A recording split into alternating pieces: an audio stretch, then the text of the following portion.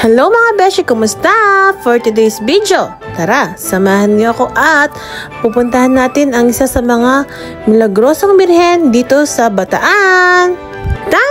Tama ang iyong narinig, kaya welcome to Minor Basilica and Shrine Parish of Our Lady of the Rosary of Orani. This mass was taken at 6 AM, kaya ito mga some clips during the mass.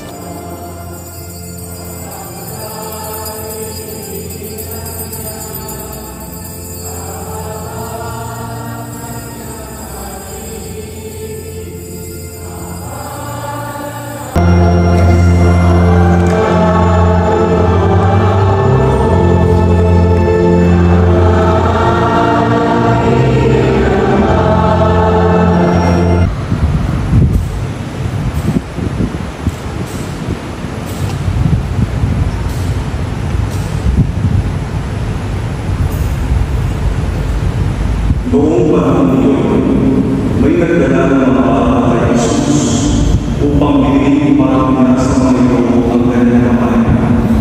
Ngunit pinagbigaan sila ng mga alala.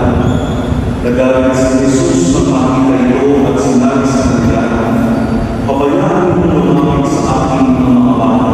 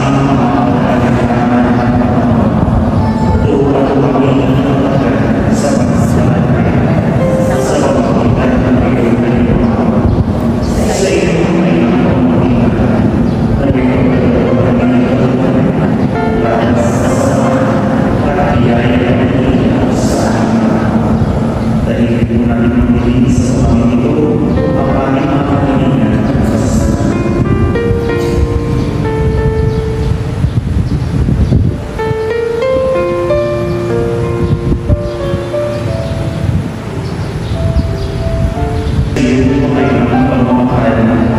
Kami ngayon ay susunod.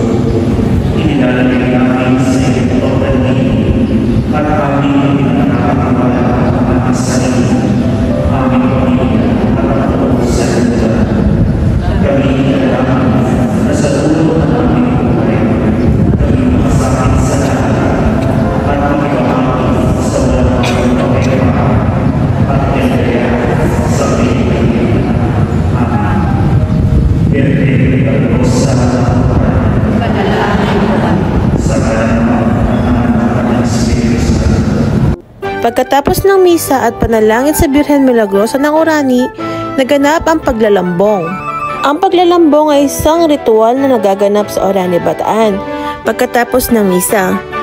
Ito ay paraan nila bilang parangal sa Birhen Maria na nakilala bilang Our Lady of Orani or Birhen Milagrosa. Isa sa mga natatanging pagkakakilala ng Birhen Milagrosa ng Orani ang kanyang lambong na mahaba, at ito ay may mga balangkas o anyo na malapad na nakabuka tulad ng sa Birhen ng Antipolo, Manawag at Salanabal. Ayon sa aking nabasa, ang isang konklusyon daw para sa ating mga deboto ng Birhen na isipin na ang mga pagkakaroon ng mga espasyo sa pagitan ng Birhen at pagkabuka ng kanyang lambong ay tila pagbigay ng puwang para sa ating mga nagdanais na sumukob, magtago, magpailalim sa ilalim ng lambong ng Birhen. Ayon din sa akin nabasa, ang paglalambong daw ay isang paraan upang mapasalalim natin ang nanatangi nating paghahangad na magpasakop sa makainang pagmamahal at proteksyon ng Birhen. Gayon din man, ito daw ay isang paraan para ipaubayan natin ang sarili natin sa kanyang pagkakandili o pag-aalaga. Tayo po pala ay nasa Minor Basilica and Shrine Parish of Our Lady of the Rosary of Orani na karaniwang kilala bilang Orani Church. Ay isang Roman Catholic minor basilica na itinayo sa neoclassical style na matatagpuan sa gitna ng Orani, Bataan sa Pilipinas. Ito ay nasa ilalim ng Diocesan ng Balanga. Alam niyo ba, tinatawag din itong Minor Basilica and Parish Church of Birhen Milagrosa del Rosario del Pueblo de Orani. Ang kanilang patron saint ay ang Our Lady of the Most Holy Rosary. Ang simbahan ay pinangalan sa patronas na ito na karaniwang kilala bilang Our Lady of Orani. Siya ay kilala bilang Birhen Milagrosa, isang pangalang ibinigay sa kanya ng maraming mga deboto dahil sa mga himala na naguugnay sa kanyang pamamagitan. Ang Our Lady of the Rosary of Orani or simpleng Our Lady of Orani ay tumutukoy sa imahe na naka-enshrine sa Minor Basilica Parish of Our Lady of the Rosary of Orani na may kapistahan tuwing October 13. Ayon sa aking nabasa, isa sa mga milagrong ginawa ng Birhen Milagrosa ng Orani ay kabilang ang pagligtas ng lungsod ng Orani mula sa pagsalakay ng Dutch noong 1647 at pagpapalayas ng isang salot ng balang mula sa Bataan noong 1718. Ayon din sa aking nabasa, isang sikat na hukom mula sa Manila, si D. Gregorio de Villa, na dahil sa matinding karamdaman ay humingi ng tulong sa Birhen upang pagalingin ang sikat na halos tuluyang naparalisa sa kanyang sakit. Mga ilan lang yon sa mga milagrong nangyari, pero marami pa ang himala ang nangyari or naging kasagutan sa kanilang mga hiling. Kaya kada taon maraming deboto ang nagsisimba para magpasalamat at manalangin sa Birhen Milagrosa ng Orani.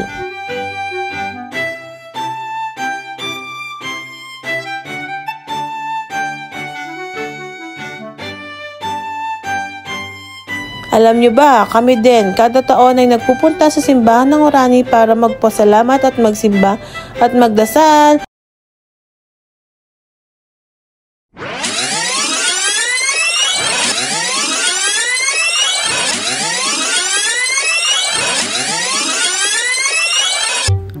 Welcome back sa part 2 ng ating Bataan Pilgrimage.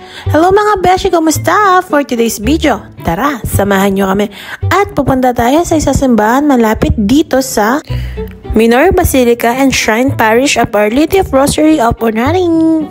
So maglalakad lang tayo, mga 10 to 15 walk lang siya.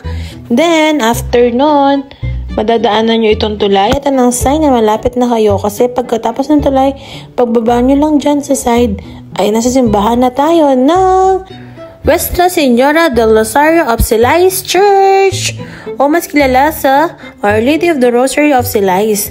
Isa din ito sa mga pilgrimage site na pinupuntahan para manalangin at magdasal at humingi ng kagalingan. Nuestra Señora del Rosario, ito ay pangalan ng Espanyol na Our Lady of the Rosary, isang karaniwang titulo ng Birhen Maria. Our Lady of Silais refers to the venerated image of Our Lady of the Rosary in the barrio of Silais, Orani, Bataan.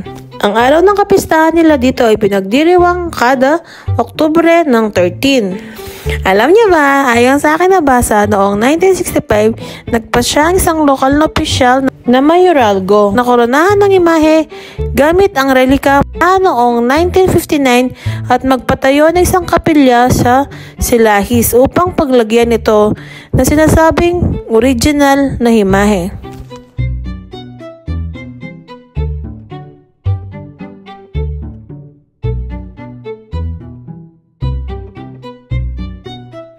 Marami pa din daw tao nagpupunta sa imaheng ito at nagdadasal dahil maraming milagro at marami na din siyang kahilingan ang tinupad.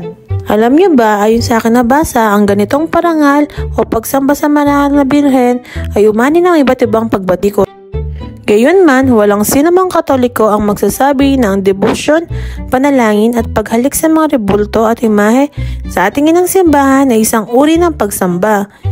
Manapay paggalang ito sa kanila.